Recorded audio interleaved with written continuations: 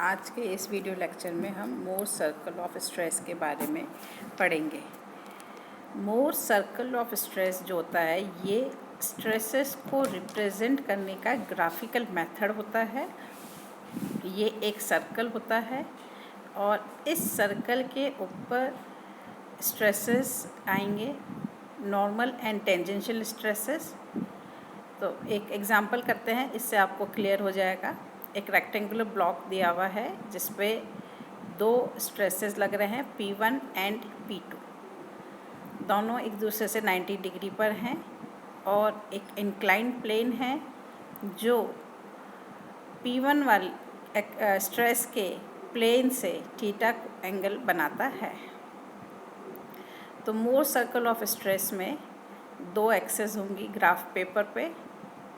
X access पे हम लोग नॉर्मल स्ट्रेसेस शो करेंगे और वाई एक्सेस पे हम लोग टेंजेंशियल स्ट्रेसेस या शियर स्ट्रेसेस रिप्रेजेंट करते हैं। आपको एक सूटेबल स्केल लेना है और स्केल लेके आप एक्स एक्सेस पर P1 और P2, क्योंकि ये दोनों नॉर्मल स्ट्रेसेस हैं, इन दोनों को रिप्रेजेंट करेंगे। प्लस टेंशन वाले जो स्ट्रेसेस होंगी उसको हम +x में शो करेंगे और कंप्रेशन को -x पे शो करेंगे। तो इससे P1 और P2 आपका आ जाएगा। अब P1 और P2 को लेके उनके बीच का सेंटर पॉइंट निकालेंगे और P1 - P2 अपॉन 2 ये रेडियस लेके आप एक सर्कल ड्रॉ करेंगे। ये सर्कल कहलाता है मोर्स सर्कल ऑफ स्ट्रेसेस। यानी कि जितने भी स्ट्रेसेस लगेंगे इस रेक्टेंगुलर ब्लॉक पे वो इस सर्कल के ऊपर लाई करेंगे। अब जैसा कि हमारा इंक्लाइंड प्लेन P1 के प्लेन से थीटा एंगल पर है, तो आप लोग इस सर्कल वाले फिगर में जो प्लेन होगा P1 का वो हॉरिजॉन्टल एक्सिस है, तो उससे 2 थीटा के एंगल पे आपको एक पॉइंट लेना है।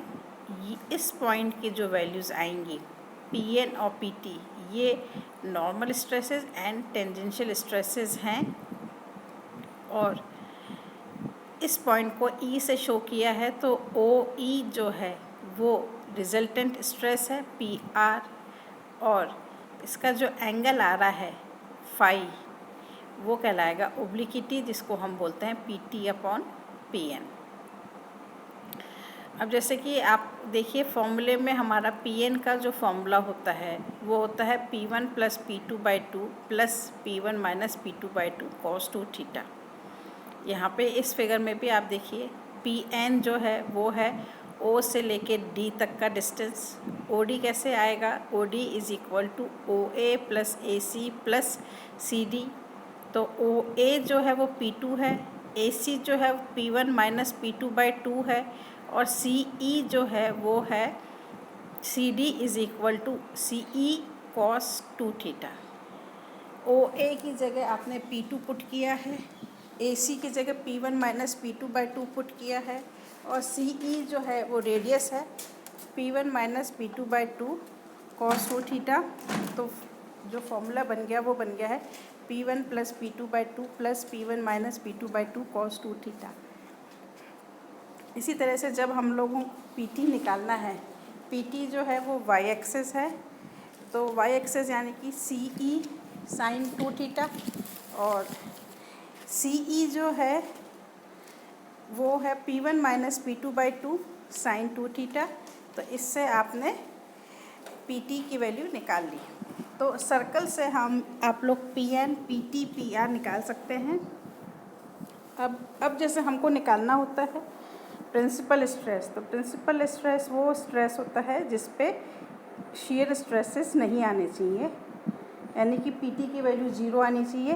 तो ये एक्स एक्सिस पे आएगा, ये 2 पॉइंट्स होंगे P1 और P2 और जो Q मैक्सिमम होता है वो होगा y एक्सिस पे मैक्सिमम वैल्यू वो आएगी इसके रेडियस की जितनी, वो है P1 - P2/2। तो ये हमने जो फॉर्मूलेज पढ़े थे वो इस पे प्रूफ हो रहे हैं। अब अगर मान लीजिए कि P1 और P2 में से कोई कंप्रेशन में है तो उसको -x की एक्सेस पर आप शो करेंगे और फिर दोनों पॉइंट्स के बीच में से डिस्टेंस लेके उसका मिड पॉइंट सेंटर होगा और वो डिस्टेंस जो हाफ डिस्टेंस है वो रेडियस लेके आपको सर्कल ड्रॉ करना है। अब मान लीजिए कि रेक्टेंगुलर ब्लॉक ये है जिस पे कि P1, P2 और Q 3 स्ट्रेसेस लग रहे हैं। तो आपको थीटा एंगल पे आपको स्ट्रेसेस निकालने हैं Pn और Pt।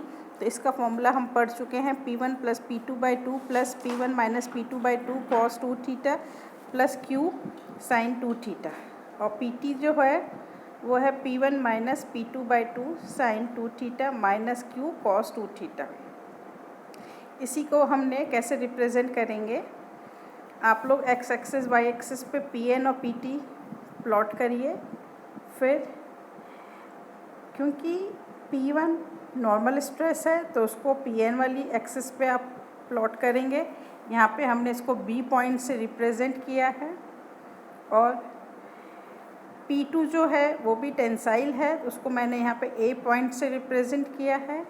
P1 पे एक शेयर स्ट्रेस लग रहा है Q एंटी क्लॉकवाइज डायरेक्शन में, तो मैंने एंटी क्लॉकवाइज डायरेक्शन को नेगेटिव माना है। इसको नेगेटिव लेते हुए मैंने Q नीचे की तरफ रिप्रेजेंट किया है -y एक्सिस पे। अब मेरा पॉइंट आ गया नीचे। इसी तरह से मैंने P2 के ऊपर, क्योंकि P2 के वाले प्लेन पे जो शेयर स्ट्रेस लग रहा है वो क्लॉकवाइज डायरेक्शन में लग रहा है, तो उस पॉइंट को निकाला है और फिर एक लाइन खींची। ये लाइन जहाँ पे हॉरिजॉन्टल एक्सेस को टच करेगी वो सेंटर होगा और जो रेडियस लेते हुए आपने एक सर्कल ड्रॉ किया है। ये सर्कल जिस पॉइंट पे एक्स एक्सेस को टच करेगा वो कहलाएंगे प्रिंसिपल स्ट्रेसेस और वो प्लेन कहलाएगा प्रिंसिपल प्लेन। इस प्लेन का जो फॉर्मूला होता है tan 2 थीटा = 2Q/P1 - P2। यहाँ पे आप देखिए जो ये C से जो आपका ये बन रही है एक्सेस, ये अब आपका नॉर्मल हो गया है। इससे आपको एंगल मेज़र करना है, तो 2 थीटा हम लोग यहीं से मेज़र करेंगे, हॉरिजॉन्टल से मेज़र नहीं होगा। और σ1 σ2 के जो वैल्यूज़ हैं उसको निकालने के लिए मैंने यहाँ पे बताया है।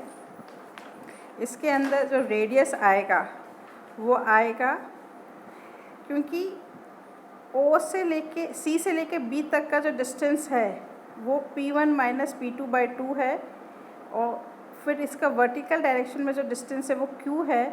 तो C से लेके ये डिस्टेंस जो आ रहा है टेंजेंट, या इसको कहेंगे हाइपोटेन्यूज, तो इस हाइपोटेन्यूज की वैल्यू आप निकाल सकते हैं। ये इसका रेडियस हो जाएगा सर्कल का, P1 - P2/2 का स्क्वायर + Q²। अब मुझे निकालना है σ1। σ1 हो जाएगा OA + AC + CE। OA जो है वो P2 है, AC जो है P1 - P2/2 है और CE जो है वो है रेडियस, यानी कि √P1 - P2/2 का स्क्वायर + Q²। तो इस तरह से हम लोग σ1 निकालेंगे। फिर σ2 निकालना है, तो σ2 जो है वो OD के बराबर है। OD = OC में से CD माइनस करेंगे, तो OC जो है उसकी वैल्यू मैं निकाल रही हूँ। OC जो है P2 + P1 - P2/2 है और CD जो है वो रेडियस है, तो उसको माइनस करेंगे। तो ये आपके जो फॉर्मूले बने हैं ये σ1 और σ2 वाले ही फॉर्मूले हैं। अब अगर आपको Q मैक्सिमम निकालना है तो Q मैक्सिमम आप देखिए टॉप का पॉइंट होगा और इस पॉइंट की जो वैल्यू आएगी वो सर्कल का रेडियस होगा। तो आप रेडियस से भी निकाल सकते हो। रेडियस हमने फॉर्मूला निकाला ही है, √P1 - P2/2 का स्क्वायर + Q²। और σ1 - σ2 करेंगे तो अंडर से पहले की जो टर्म्स आएंगी वो कैंसिल हो जाएंगी और आपका आंसर सर्कल का रेडियस ही आएगा। ध्यान यहाँ पे ये रखना है कि इसमें जो एंगल आप मेज़र करेंगे वो जो लाइन आपकी बन रही है वहाँ से मेज़र करेंगे। तो आप ये देखिए कि जो क्यू मैक्सिमम का जो है वो इस लाइन से आपका जो एंगल बनाएगा वो आपको लेना है क्यू मैक्सिमम के लिए, और उसका आधा करेंगे।